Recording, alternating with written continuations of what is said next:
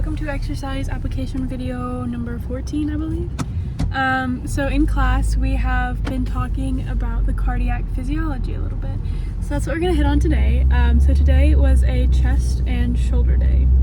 And specifically what I want to talk about today is electrical conduction within the heart. So similar to, and I hit on this in our last video, but similar to our skeletal muscle, our heart has to move because we have to contract that blood, right?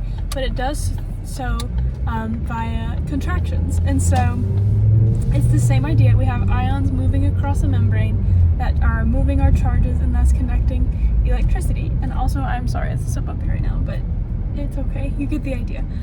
So what happens is in the heart, in the right atrium, you have something called the sinoatrial node. This node has what's called, I'm going to pronounce this wrong, but automatic or inherent rhythmicity.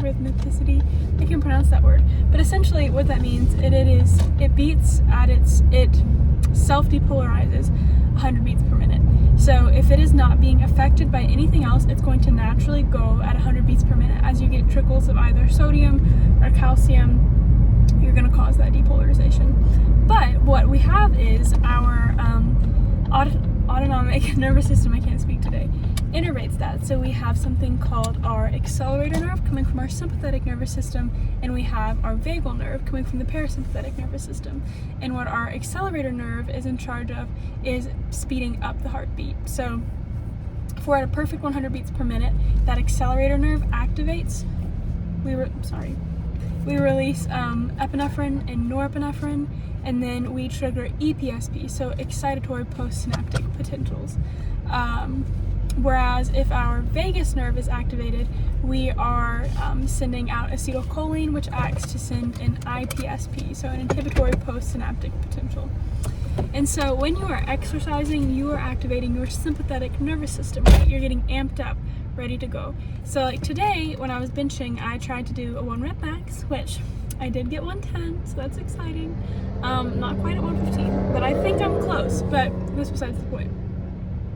When I'm getting especially amped up for that 1 rep max, super high intensity, I am using a lot of epinephrine, a lot of norepinephrine. So my sympathetic nervous system is really activating. And when your sympathetic nervous system activates, you're getting symptoms like decreased blood flow to the gut, the stomach, increased blood flow to your extremities, increased ability to produce force, all these things so that you're ready to go in a survival situation evolutionarily. Today I was just trying to lift a heavy weight off my chest, so not much of an evolutionary advantage, but that's where that kind of drive comes from.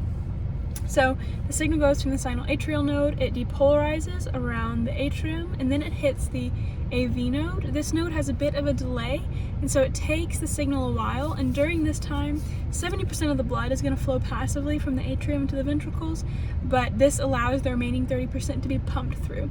And we have a layer of inert cells between our atrium and our ventricles that allow the signal to not go all the way down, because we don't want our blood just going straight down our heart, because we need it to come back up to go out the pulmonary artery and out the aorta. So that goes down.